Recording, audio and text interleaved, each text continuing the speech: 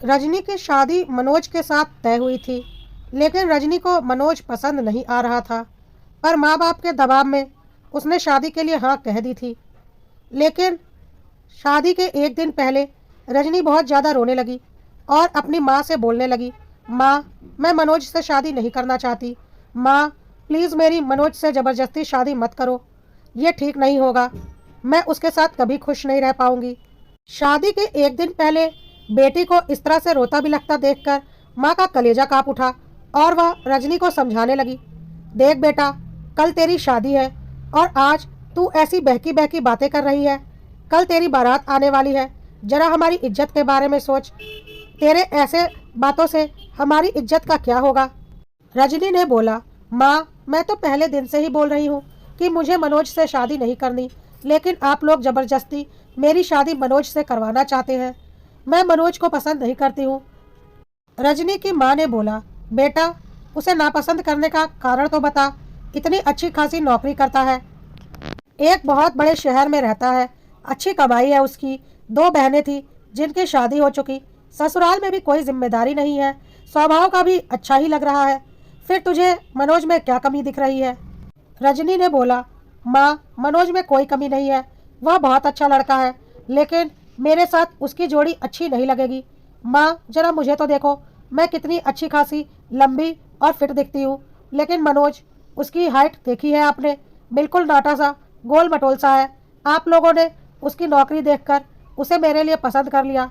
एक बार अपनी बेटी को तो देखा होता कि क्या मेरी और उसकी जोड़ी अच्छी लगेगी। माँ, मुझे बिल्कुल भी मनोज के साथ शादी करने की इच्छा नहीं है। अगर आप लोगों ने ज़बरदस्ती मेरी मनोज के साथ शादी की तो मैं ज़िंदगी में कभी भी खुश नहीं रह पाऊंगी। रजनी की माँ ने रजनी को समझाया, बेटा, ये शारीरिक आकर्षण कुछ दिनों तक अच्छा लगता है, उसके बाद सच्चाई के धरातल पर आना ही पड़ता है। और सच्चाई यह है कि अगर हाथ में पैसे हो तो जीवन में सारी सुख सुविधाएं मिल जाती है, सारे सपने पूरे हो जाते हैं। अपने बच्चों को हम उनकी मनचाही ज़िंदगी दे सकते हैं और मनोज तुझे यह सारी खुशियाँ दे सकता है। तू क्यों अपने हाथों से अपना भाग्य खराब करना चाहती है। मनोज जैसे लड़कों की तो लड़की वाले खोज करते हैं और तुझे तो घर बैठे मनोज जैसा योग्य वर मिला है। तेरी सुंदरता पर ही तो मनोज की माँ ने तेरा रिश्ता मांगा था और मनोज हर तरह से हमें काबिल लगा था। बस थोड़ी सी लंबाई कम है उसकी, लेकिन इतना कॉम्प्रोमाइज़ तो तू कर ही सकती है।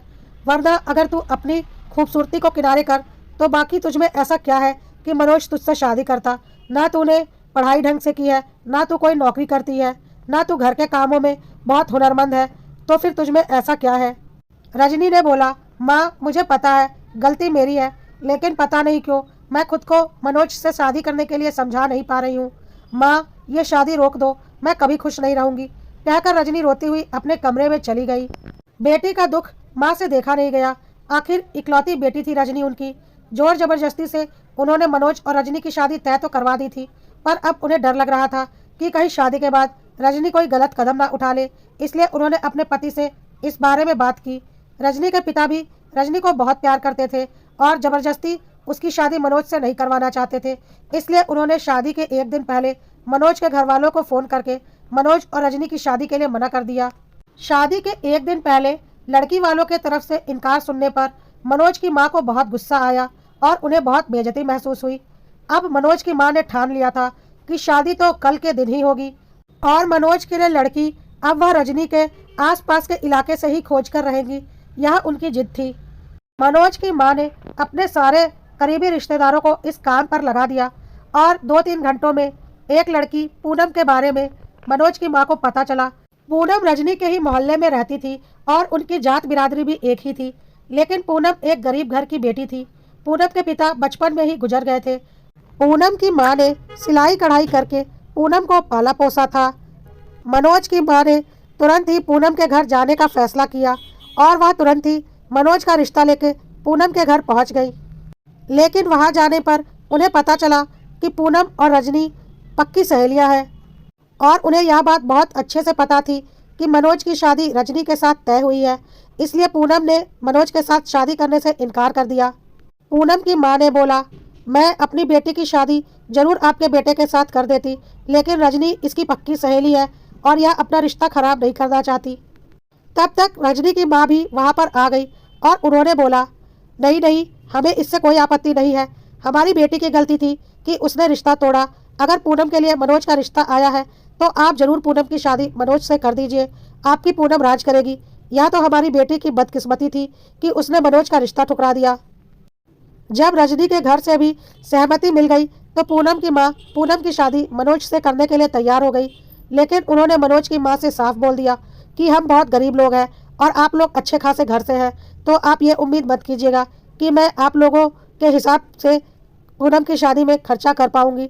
वैसे भी आप कल ही शादी करने की बात कर रही हैं, तो मैं क्या ही कर सकूंगी।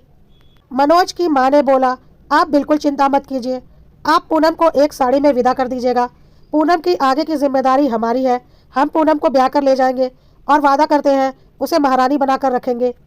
रजनी भी पूनम के लिए बहुत खुश थी, क्योंकि उसे पता था पूनम के पिता नहीं है तो उसकी शादी होने में दिक्कतें आएंगी।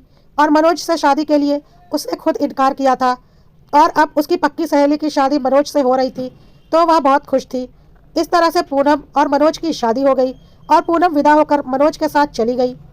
इसके कुछ समय के बाद रजनी की भी शादी उसकी पसंद के लड़के से कर दी गई और रजनी भी विदा होकर अब अपने ससुराल जा चुकी थी। समय का चक्र ऐसे ही चल रहा था। दोनों सहेलियां अपनी अपनी गृहस्थी में रम गई थी।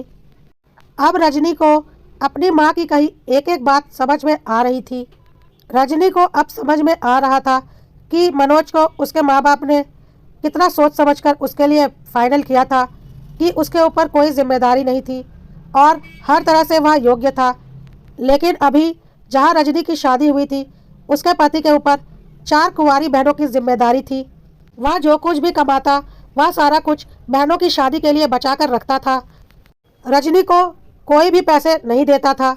रजनी एक एक चीज के लिए तरस तड़प कर रह जाती थी, पर उसकी कोई सुनवाई नहीं होती थी। उसका पति देखने में तो काफ़ी खूबसूरत था, लेकिन वह पूरी तरह से अपनी माँ का भक्त था और उसकी माँ जो भी कहती थी वह उसे ही करता था। अपनी बीवी का उसे बिल्कुल भी ख्याल नहीं था। ऐसा नहीं था कि उसकी माँ के पास पैसे नहीं थे, लेकिन वह बेटे के सारे पैसे पर भी अपना कब्जा रखती थी और एक एक करके अपनी चारों बेटियों की शादी उसने अपने बेटे के पैसों से ही करवाई और अपने सारे पैसे बचा लिए। शादी के बाद भी रजनी की चारों ननंद मायके पर हावी रहती थी और माँ के पैसे धीरे धीरे लेकर अपने ससुराल चली जाती थी। इधर रजनी के पति ने खुद तो कुछ जोड़ा नहीं था, अपना सारा कुछ अपनी माँ को देता गया और अब रजनी के बच्चे बड़े हो गए थे। उनकी पढ़ाई में अच्छा खासा पैसा लगने वाला था, जो कि उसके पति के पास नहीं था। और उसके पति ने जब अपनी माँ से अपने बच्चों के लिए पैसे मांगे ताकि वह उनकी ऊंची पढ़ाई करवा सके, तो उसकी माँ ने साफ बोल दिया कि तुम्हारे बच्चे हैं, उनकी जिम्मेदारी तुम्हारी होगी, ना कि मेरी। मैं कहाँ से उनके लिए पैसे दूंगी। अब रजनी के पति को समझ में आ रहा था कि बच्चों की जिम्मेदारी माँ बाप की होती है, ना कि दादी की। इस पर रजनी ने बोला, काश ये बात तुम्हें उस वक्त समझ में आई होती जब तुम अपने लिए कोई पैसा नहीं जोड़ रहे थे और सारा पैसा अपनी बहनों के ऊपर खर्च कर रहे थे। काश तब तुम्हें समझ में आया होता कि अपने बच्चों की जिम्मेदारी माँ बाप की होती है, ना कि भाई भाभी की।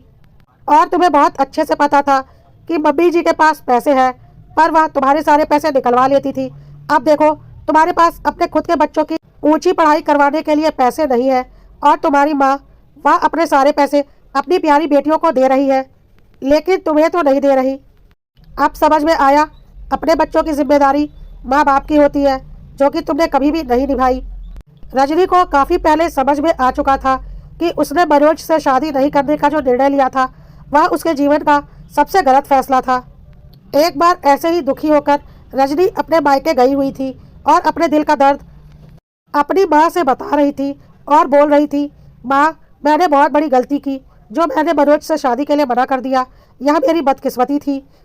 उसी वक्त पूनम भी अपने मायके आई हुई थी और जैसे ही उसे पता चला कि रजनी भी मायके आई हुई है, वह तुरंत ही रजनी से मिलने के लिए उसके घर पहुंच गई। काफ़ी समय के बाद पूनम और रजनी एक दूसरे से मिली थी। दोनों एक दूसरे को देखते ही गले लग गई। पूनम को देखते ही रजनी ने बोला, अरे वाह पूनम, क्या ठाठ है तेरे, कितनी खूबसूरत लग रही है तू।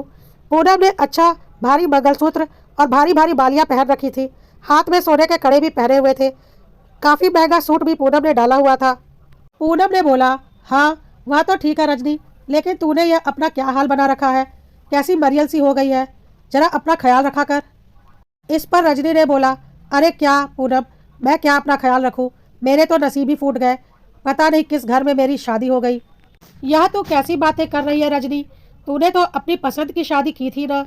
हाँ पूनम, मैंने अपनी पसंद की शादी की थी और अपने हाथों से अपना नसीब फोड़ लिया था। पूनम ने बोला, अरे परेशान मत हो रजनी, सब ठीक हो जाएगा, चल आराम से बैठकर बातें करते हैं और एक दूसरे का दर्द बांटते हैं। कहकर पूनम और रजनी छत की तरफ चली गई बातें करने के लिए। दोस्तों, यह कहानी अभी यहीं तक, जल्द ही इसका अगला भाग प्रकाशित किया जाएगा। अगर कहानी पसंद आ रही हो तो लाइक, फॉलो और सब्सक्राइब करना ना भूलें।